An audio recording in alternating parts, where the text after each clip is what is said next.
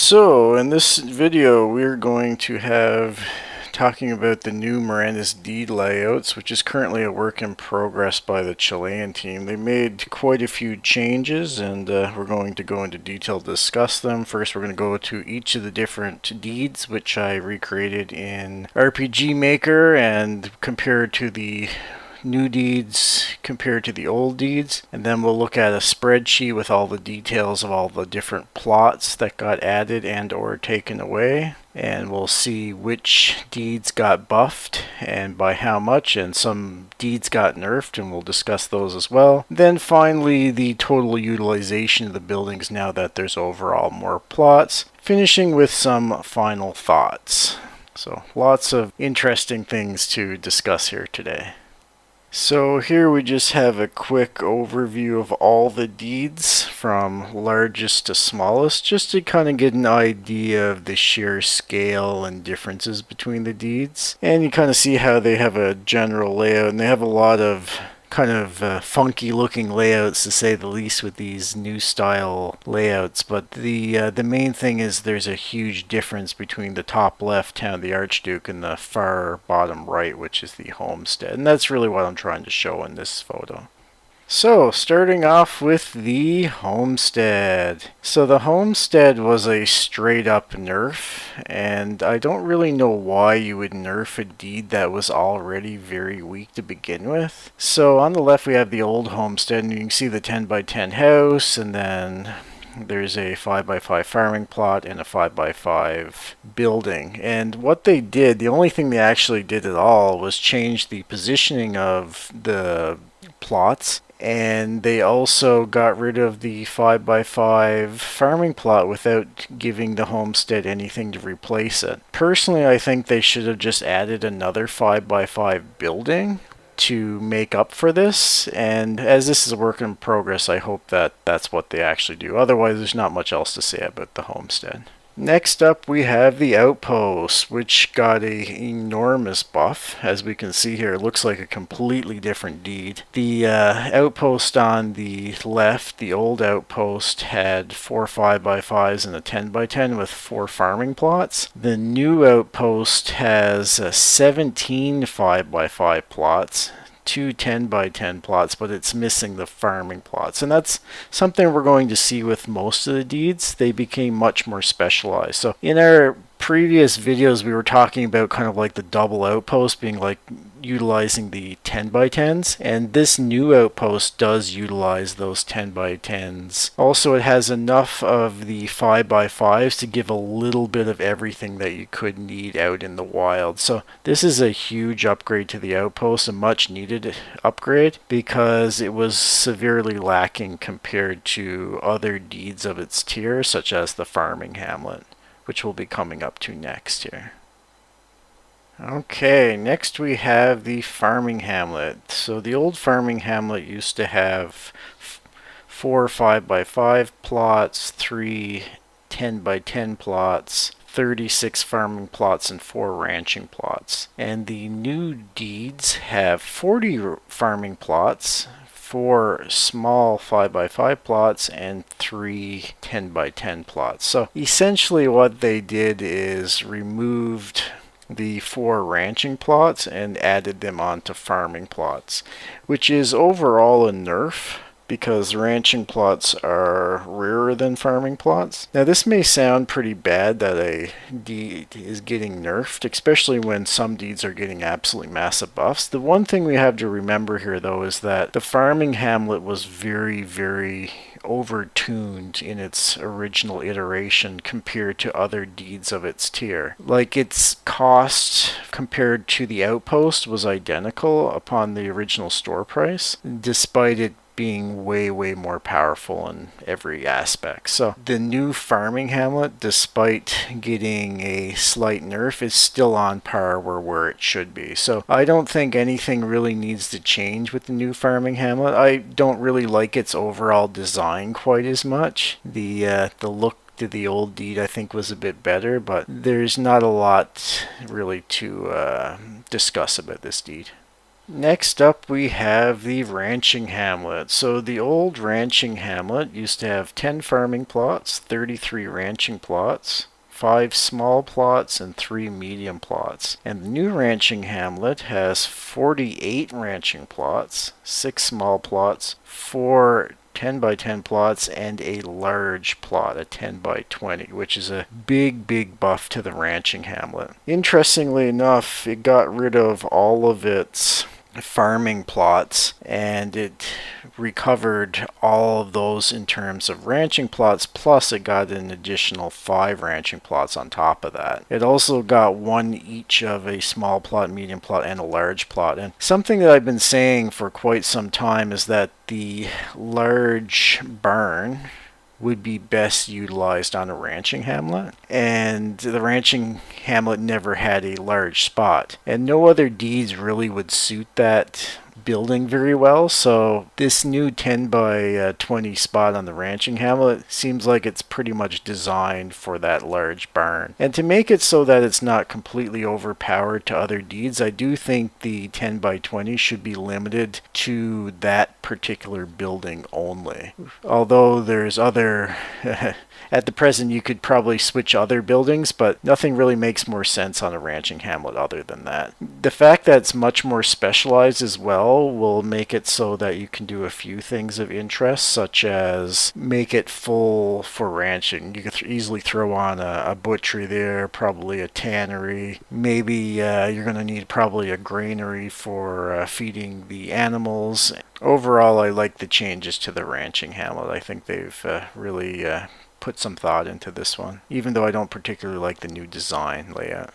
Next up, we have the Village of the Farmer. So the original Village of the Farmer had 74 farming plots, 8 ranching plots, 12 small plots, and 4 medium plots. The new Village of the Farmer has 36 farming plots, 52 ranching plots, 9 small plots, 4 medium plots, and 4 large plots. Now, a lot of people are going to say 4 large plots on a Village of the Farmer seems ridiculous, and I would agree with that unless those 4 large plots are focused and limited to certain buildings only. Now, I'll tell you which buildings would make sense on this. So, a large mill would make sense on a Village of the Farmer.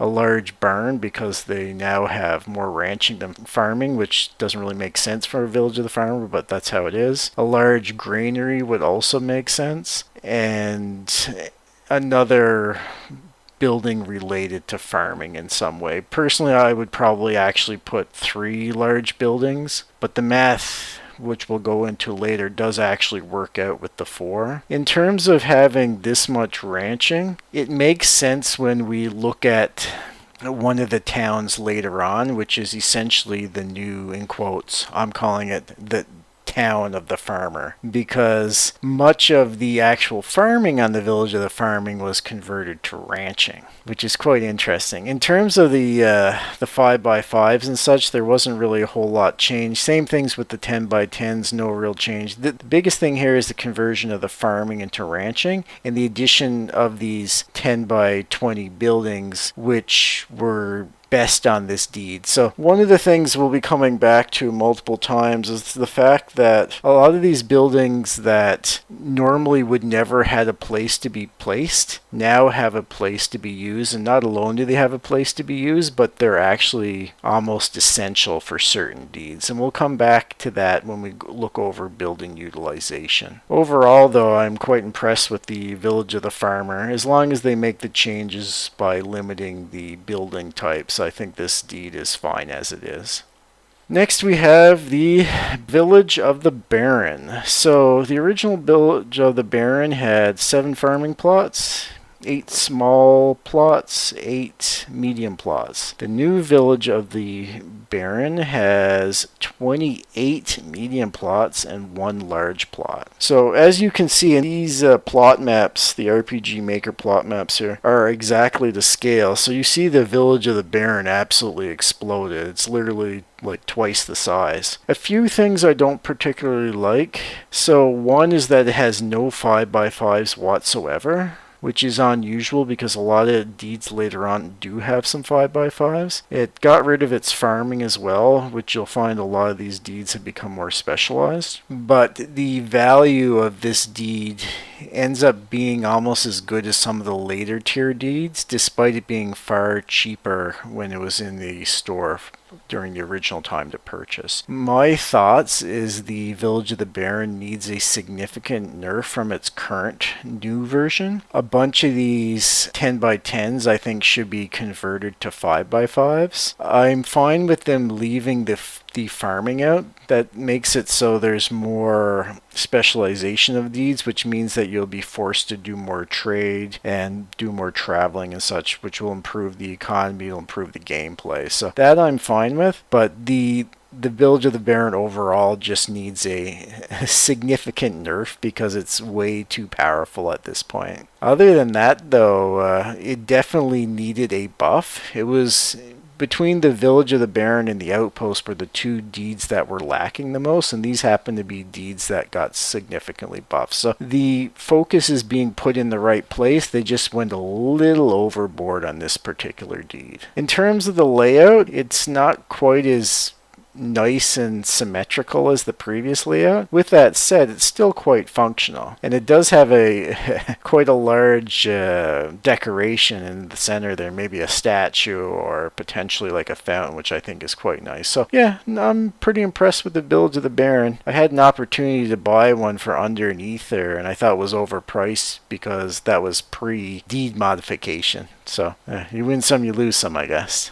Next up we have the Village of the Viscount. So the original Village of the Viscount had 8 farming plots, 4 ranching plots, 12 small plots, 10 mediums, and 1 large plot. The new Village of the Viscount had 12 farming plots, 1 small plot, 28 medium plots, and 1 large plot. So the old Village of the Viscount was the lowest tier deed that had a large building, and that resulted in a significant price increase off the store. And I originally bought a Village of the Viscount actually from the Gala store. The new Village of the Viscount is considerably larger. It has a ton of 10x10s. Something similar to the Village of the Baron, where we're seeing virtually no 5x5s. Like, it has one little 5x5 in the top right next to the farming. This deed kept its farming despite losing its ranching. So that 5x5 would probably be something related to farming.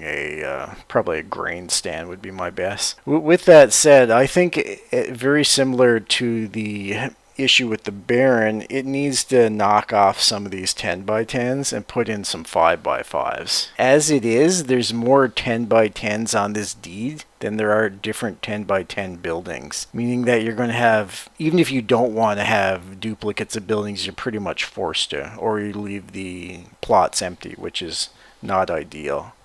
The one large plot, I was kind of hoping it was going to get a second large plot considering how many upgrades everything else got, but otherwise this deed is pretty much on par. It's a bit better than the Baron, not quite as good as the Earl, which we're coming up to. So yeah, my suggestions for this particular deed, knock off a few of these 10x10s and replace them with some 5x5s. Also of note, this is the first non-food related deed that actually has food production on it, such as the 12 farming plots. So that's a significant upgrade over the Baron in that regard.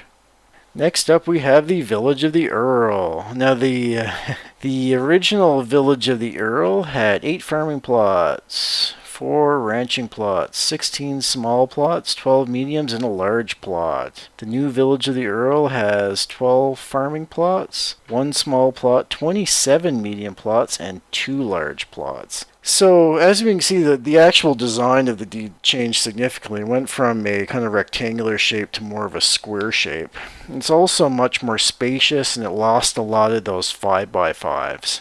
Similar to what I've mentioned on the Baron and the Viscount, this deed could definitely shave down some of these 10 by 10s and replace them with 5 by 5s. It does, however, have 2 large spots, so I think that's quite nice compared to the Viscount. So there's not a lot that this deed really needs to do to make it comparable to the other deeds. As long as those other deeds that I mentioned get those minor nerfs just to bring them in line of their original store cost, I think the Village of the Earl is in a pretty good place at the present. Again, with 27 10 by 10s though, that's more 10 by 10s than there are 10 by 10 buildings, so that's one of the reasons why I'm suggesting to replace some of them with 5 by 5s. Other than that though, I think the Village of the Earl is quite good. The accessibility of the Earl is a little harder. As you can see, the entrances don't really go straight to the homes,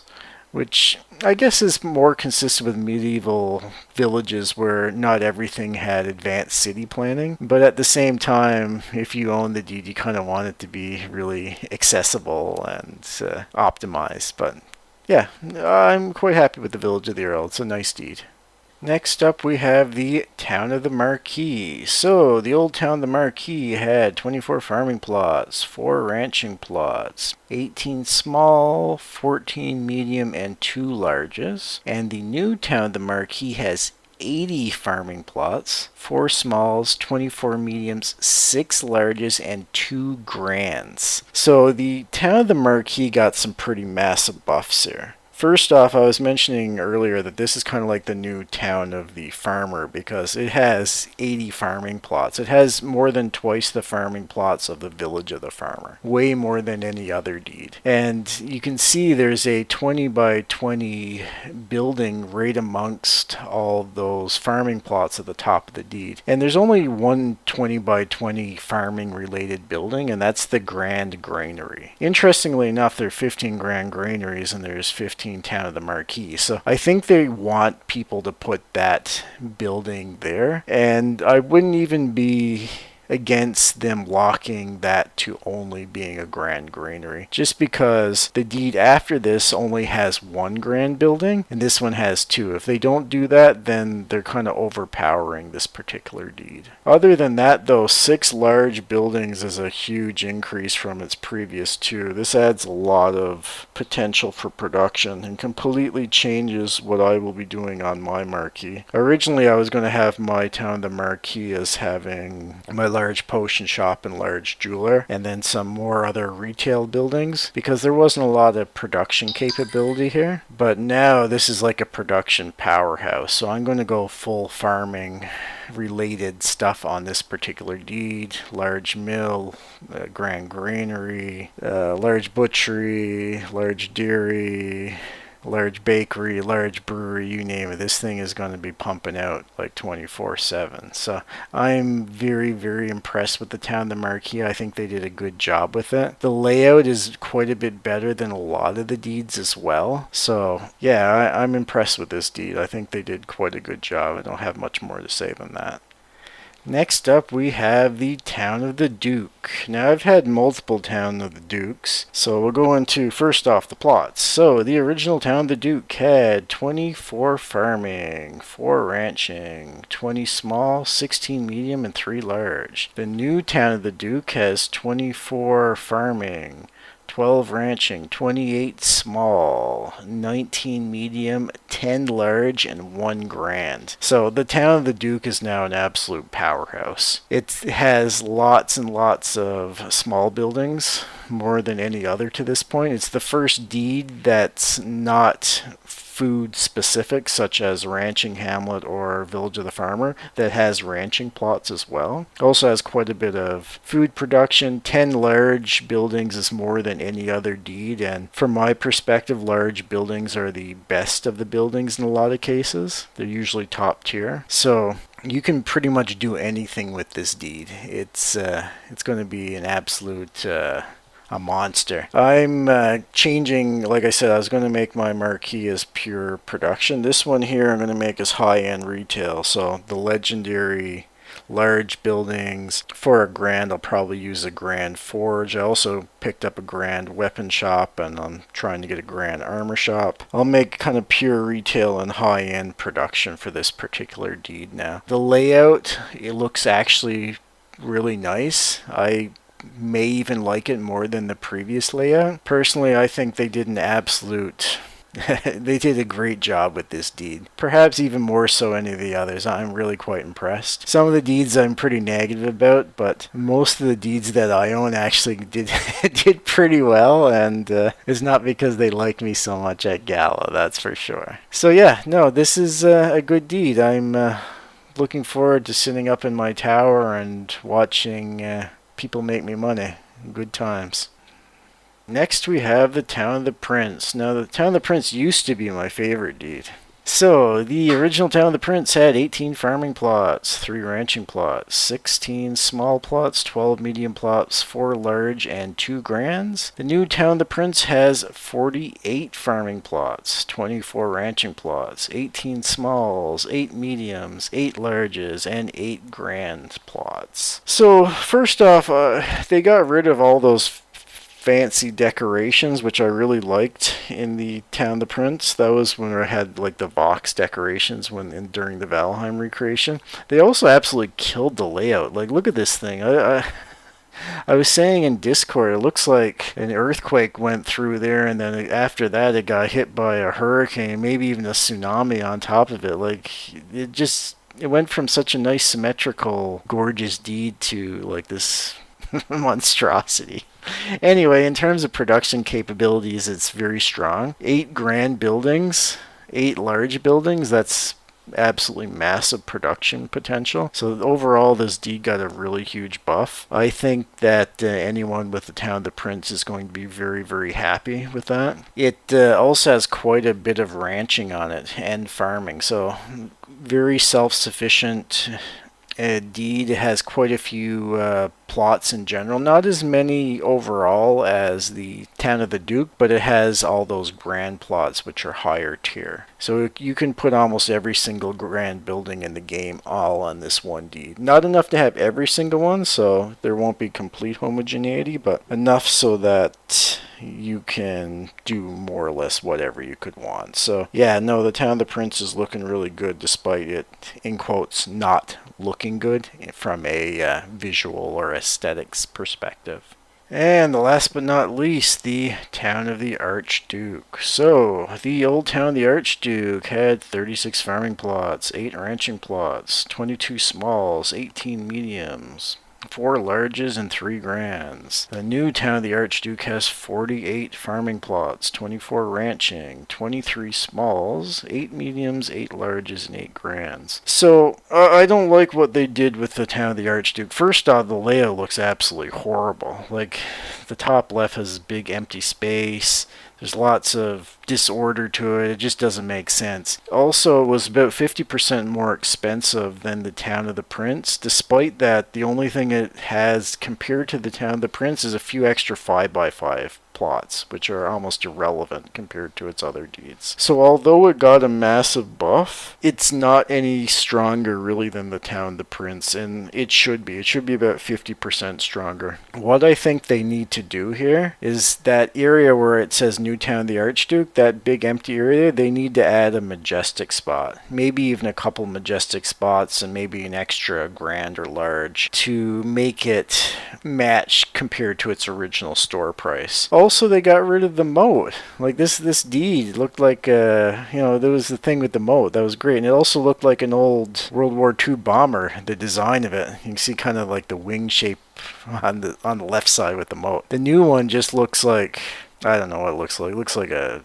disaster, which is typical of what you'd expect from Gala at this point. But hopefully the fact that these deeds are a work in progress, they notice some of these glaringly obvious changes that need to be made, and they can make them, and essentially we go from there. So the Town of the Archduke needs a few little things, but other than that, she is looking pretty strong.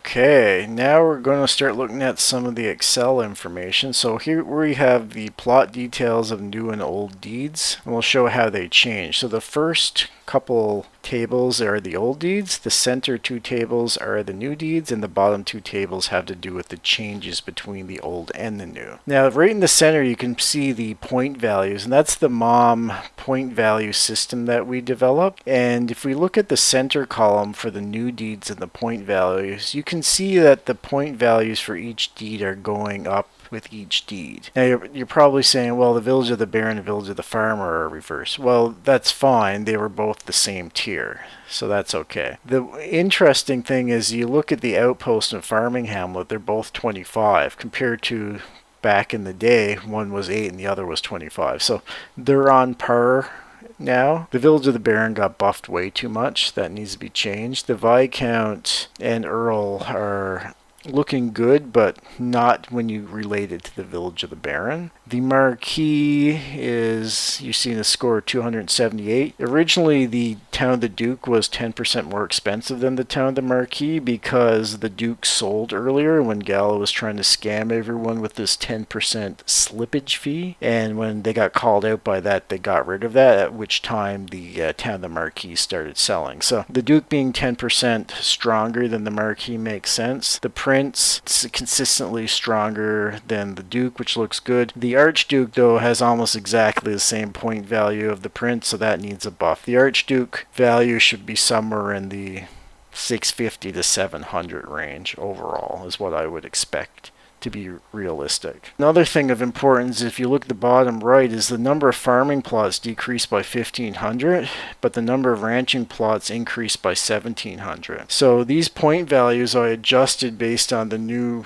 total ratio of ranching plots to farming plots, and that did help balance out a few deeds as well. Other than that, a lot of extra buildings are able to be placed now. You're seeing 1,855 small, 1,450 medium, 410 large, and 125 additional grand plots. So that's a lot of additional placement power. People that have been holding on to buildings worried about not being able to place them should be pretty happy with these changes.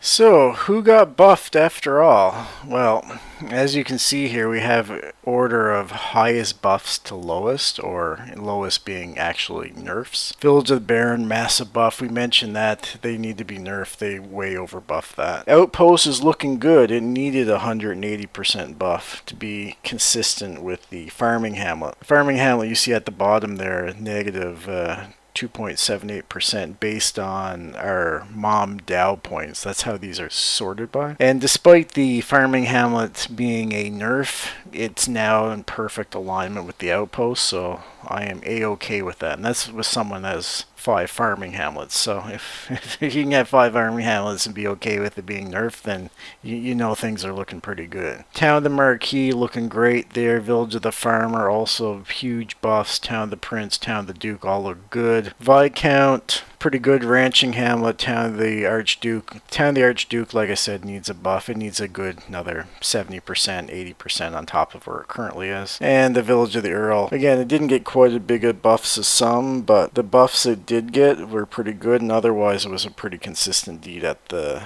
time. The Homestead, on the other hand, negative 18% because of the loss of the farming plot. Completely unnecessary. The whole point of making these changes were to allow for additional buildings to be placed. Why they would not just add a 5x5 to a farming hamlet instead of just removing something doesn't make sense to me. I know if I was someone who bought homesteads, now I actually do have some homesteads just because people dumped them to bids that I had in, like stink bids. Yeah, they need a buff, like bad. Another, say there's 1,000 homesteads, one extra 5x5, that's 1,000 extra buildings placed. That would be a huge increase to the potential for people holding small plots. So yeah, hopefully we can see some action in that direction on the homestead. Otherwise though, yeah, I'm pretty impressed. The buffs went out where I think buffs should have went. Deeds, with the exception of the homestead that didn't really need a whole lot of buffs, stayed where they were, and overall I think they did a pretty good job. Now here's kind of a summary, the deed oversupply. So we can see the total number of buildings in the game, total before, total after, and you can see the percent oversupply. So the one thing we'll focus on there is the 20 by 20, which is the grand buildings. They had a 688.6% oversupply, meaning that like 7 times the amount of buildings would not have places to place them compared to the total number of buildings that existed, which is just absolutely terrible. Now, as you can see, after all these new plots have been added, and there's been a lot of the bigger plots added, especially relative to how many there were previously, the oversupplies have gotten a lot better. So the 5x5s have improved significantly, almost half a reduction of their oversupply. The mediums got a decent reduction as well, over half there as well. The real winners here though are the large and the grand plots. Around 90% of their oversupply was reduced, which is massive, especially since these are the biggest buildings and people spent the most money on them. To spend the most money on the building and not have anywhere to actually place it, even if you own the deed, is really bad design.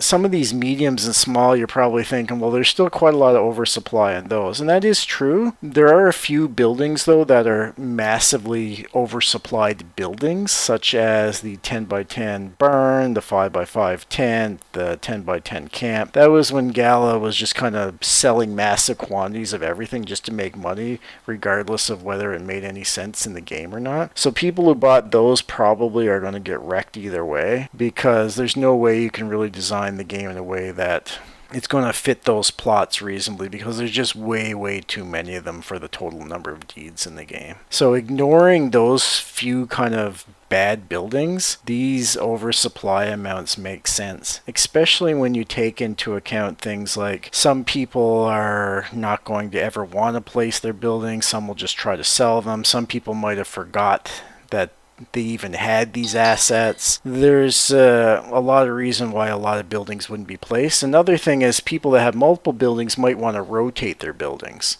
So let's say you have one plot and you have 2 buildings. Well, you can alternate that building for when you need it. So taking all of those things into account, minus those few garbage buildings that we mentioned, I think anybody who actually wants to place a building at this point that has a decent building to be placed should be able to place it. Now, kind of some final thoughts. We can see here all the different deeds from the Archduke all the way down to the Homestead. So a few things right off the deed layouts themselves. They became very chaotic. I don't really like the actual layouts overall, but this is a work in progress. I think they can definitely work on that.